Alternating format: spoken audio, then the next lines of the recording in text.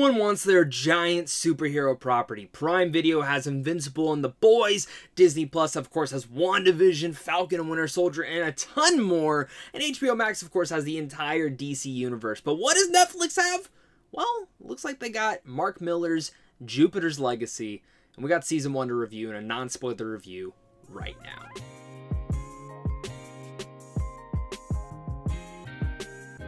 What's going on, everybody? Welcome back to a brand new Netflix review. Today I'm going to be discussing Jupiter's Legacy. This is, of course, Season 1 of the brand new superhero show coming from the minds of Mark Millar. If you know that comic book creator, he's done stuff like Kick-Ass, Kingsman. I'm a big fan of his. I've never personally dove into Jupiter's Legacy too much. Read a couple comics, but never too much. So this is very much a new property for me. And I'm excited to be here discussing this with you guys because I think a lot of you guys are probably going to really enjoy this. And some of you might not. And that's what's going to be a great discussion down below in the comment section. So make sure to comment down below, as well as making sure to hit that like and subscribe. And if you enjoy early movie reviews, TV reviews, just gaming, or in general, you're just a geek like me, I am the Wolf of Geek Street, and I'm so happy to have you here along for the ride. Jupiter's Legacy, it's about the first generation of superheroes who has kept the world safe for nearly a century. Now their children must live up to their legacy in an epic drama that spans decades and navigates the dynamics of family, power, and loyalty. Now, once again, I was quite excited for this. I really like this cast. I really overall like the concept. But here's my thing. I don't think the series was perfect by any means. I think there was actually quite a few cons that I actually cannot get into because they are kind of spoilerish, so I'm going to tiptoe around them a bit. But there is a lot of good stuff in here, but there's also, like, for everything that's great, there's something that drags the whole entire series down. And, you know, it's tough because when I start with reviews, I love to start with the pros. This is something that I actually really want to touch on the cons because I feel like the cons are the things that just get right out of the way. So let's start with that. And for me, the biggest con is there's a ton of flashbacks in here. Now, in the comics, if there's a ton of flashbacks, that's cool. Comic-wise, it works. But they feel very scattered and dragging the show's pacing incredibly down. Some flashbacks are really interesting, and others, not so much. Doesn't make sense, doesn't understand what's going on until the final two episodes where you finally get, okay, I was understanding that the flashbacks were probably going there, but I still have tons of questions. And, you know, that's again where a season 2 could go. But, you know, whether it's like Arrow or other shows like that that do use flashbacks, when you use flashbacks, you want it to tie to the world going right now in the present timeline. The flashbacks here sometimes do that, and sometimes have no purpose whatsoever, but just to tell the origin story of how certain things occurred to certain heroes. And again, it's interesting at times, but man, do they pop up and just drag the pacing down. It was easily my least favorite storyline through the entire show, and it just killed it for me. Even then, again, they were a bit confusing, and it just didn't really needed to happen. For me, I think, again, the flashbacks, yes, maybe they were actually needed. I just said they weren't, but maybe they actually were. But my biggest con to them being in here was they just, by the end, I was like, okay. Like, I feel like you could have just done one episode to really sum up the flashback, or written it in there to a little bit of a better stance. Maybe done a middle episode that was just focused in on there to explain and describe certain things that maybe would help further the present. But I never felt like it did. The present storyline was the one that I was most invested in, and that was the one I wanted more time with. But on a screen runtime thing, I feel like it actually was the flashbacks that we got more of, sadly. Even though I did like where the flashbacks ended up going, I just sat there going, you could have done one episode and this would have been flawless. With that one con out of the way, jumping into the pros, there is a lot to like about Jupiter's Legacy. First off, the performances are fabulous. Every single person really much brings this world to life and brings this family to life.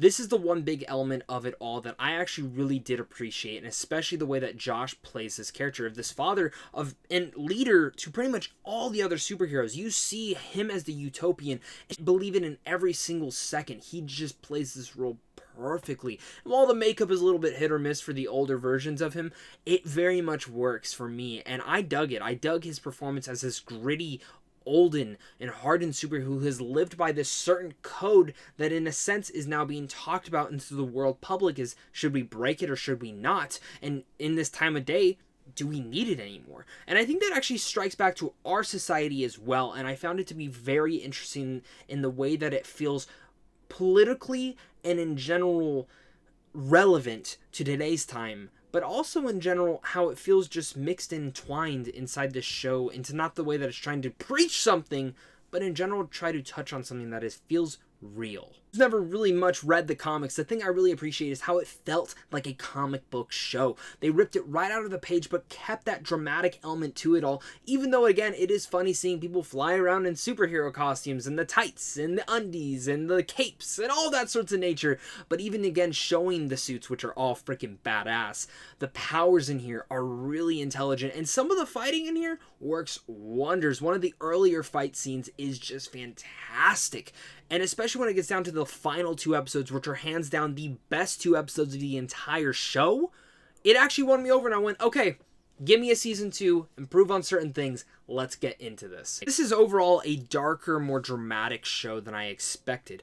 It touches on deeper themes than I think it needed to, and I wish it would have dove into those themes more. Again, this is a really interesting family, and overall, as a superhero story, this is a family drama in the middle of it all, and one that I was thoroughly invested in if it wasn't for the goddamn flashbacks. It gives me this lingering story that I'm overall invested in now, and in a family element that I found just absolutely incredible, especially within those last 2 episodes. The twists and the turns that it comes out to be, maybe a bit predictable, I really dug. Jupiter's Legacy Season 1 is a good first season. Not great, not terrible, but good. It could have been better, I think, if it would have helped with the flashbacks and really much the pacing of it all, maybe just doing one full episode of it. Maybe that episode would have felt dragged, but then the rest of the episodes would have felt more concurrent with what is going on. We would have still gotten that whole world around mythology built around in Jupiter's Legacy. I really love the characters in here. Almost each and every one of them is a little bit unique to their own right, and not one annoyed me. Each one I dug for the most part, and I wanted more of them, especially Walt. Walt's my favorite. But for me, I love the performances in here. I think they all bring it to life. It feels ripped right out of the comics, from the powers to the suits, all of that nature. It feels like a comic book in a good way, and also in a dark way. And I dug that. I dug how it feels relevant to our world, how gritty it can also feel, and in general, just certain things that the show brings up in the family relationship and how important that is. Jupiter's Legacy is interesting because, again, if it wasn't for the flashbacks, I feel like I would have really liked the show or even maybe loved it. But what it did by the final 2 episodes was make me go, okay, I'm in. Let's see a season 2. Let's see how you can improve it on. Touch on this world a little bit more, and hopefully not do as many damn flashbacks. Again, I'm not versed in the comic books, so if they did a ton of flashbacks in the comic books, I am sorry. I just don't think it worked for this adaptation overall. But still, I would recommend watching it. The biggest thing is it's going to take its time to sink you in, because just like me, if I didn't have to review this, it probably would have taken me a couple more days to even maybe a month to actually finish and not binge within a couple of days, because I had to get this review out. So with all that said, guys, I'm going to give Jupiter's Legacy a B-.